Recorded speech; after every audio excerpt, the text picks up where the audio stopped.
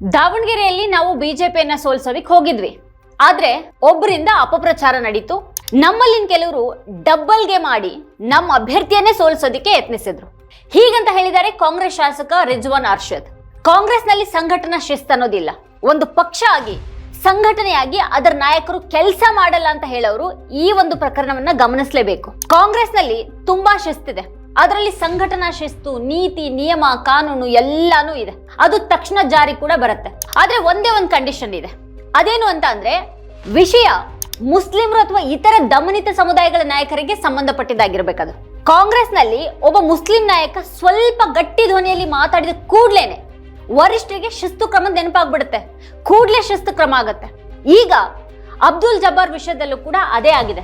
ಅವರಿಗೆ ರಾಜೀನಾಮೆಯನ್ನ ಕೊಡಿ, ಇಲ್ಲ ಅಂತಂದ್ರೆ ನಿಮ್ಮನ್ನ ನಾವೇ ಕೆಳಗಿಳಿಸ್ತೀವಿ ಅನ್ನುವಂತ ಒಂದು ಸಂದೇಶ ರವಾನೆಯಾಗಿತ್ತು. ಹಾಗಾಗಿ ಅವರೇ ರಾಜೀನಾಮೆಯನ್ನ ಕೊಟ್ಟಿದ್ದಾರೆ.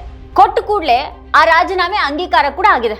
ಅಂದ್ರೆ ರಾಜೀನಾಮೆ ಬರ್ಲಿ ಅಂತಾನೆ ಕಾಯ್ತಾ ಇತ್ತು ಹೈಕಮಾಂಡ್. ಆ ರೀತಿ ದಾವಣಗೆರೆಯ ಧಣಿ ಮಲ್ಲಿಕಾರ್ಜುನ್ ಅವರು 45 ವರ್ಷಗಳ ಕಾಲ ಪಕ್ಷದಲ್ಲಿ ದುಡಿದಿರುವಂತಹ ಜಬ್ಬಾರ್ ಅವರಿಗೆ ಪಕ್ಷದ ಋಣದ ಬಗ್ಗೆ ಪಾಠ ಮಾಡಿದ್ದಾರೆ. ಮಲ್ಲಿಕಾರ್ಜುನ್ ಅವ್ರ ತಂದೆ ಶಾಸಕರಾಗಿದ್ರು, ಮಲ್ಲಿಕಾರ್ಜುನ್ ಕ್ಯಾಬಿನೆಟ್ ಮಿನಿಸ್ಟರ್ ಆಗಿದ್ದಾರೆ, ಅವ್ರ ಪತ್ನಿ ಸಂಸದೆ ಆಗಿದ್ದಾರೆ. ಈಗ ಅವ್ರ ಮಗನಿಗೆ MLA ಟಿಕೆಟ್ ಕೊಟ್ಟು ಇಡೀ ಸರ್ಕಾರ ಅವ್ರಿಗಾಗಿ ಪ್ರಚಾರ ಮಾಡಿದೆ. ಅಂತಹ ಮಲ್ಲಿಕಾರ್ಜುನ್ ಅವರು ಅಬ್ದುಲ್ ಜಬ್ಬಾರ್ ಅವರು ಬಂದು ನಮ್ಮ ಪರವಾಗಿ ಪ್ರಚಾರ ಮಾಡೋದು ಅವ್ರ ಡ್ಯೂಟಿ ಆಗಿತ್ತು ಅಂತ ಅವ್ರು ಹೇಳಿದ್ದಾರೆ.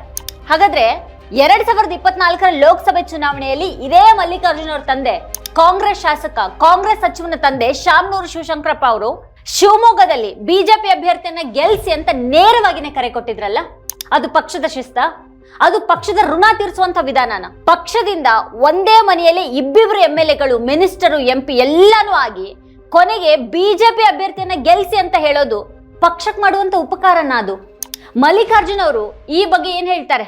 ಅವ್ರದೇ ವಾದದ ಪ್ರಕಾರ ನಾವಿದನ್ನ ನೋಡಿದ್ರೆ ಶಾಮನೂರ್ ಕುಟುಂಬ ಕಾಂಗ್ರೆಸ್ನ ಋಣವನ್ನ ತೀರಿಸಿದೆಯಾ? ಪಕ್ಷ ಹೇಳಿದ ಹಾಗೆ ಚಾಚೂ ತಪ್ಪದೇನೆ 4 ದಶಕಗಳ ಕಾಲ ರಾಜಕಾರಣ ಮಾಡ್ತಾ ಬಂದಂತಹ ಜಬ್ಬಾರ್ಗೆ ಈಗ ಮಲ್ಲಿಕಾರ್ಜುನ್ ಅವರು ಋಣದ ಬಗ್ಗೆ ಹೇಳುವಂತ ಅಗತ್ಯ ಇದೆಯಾ?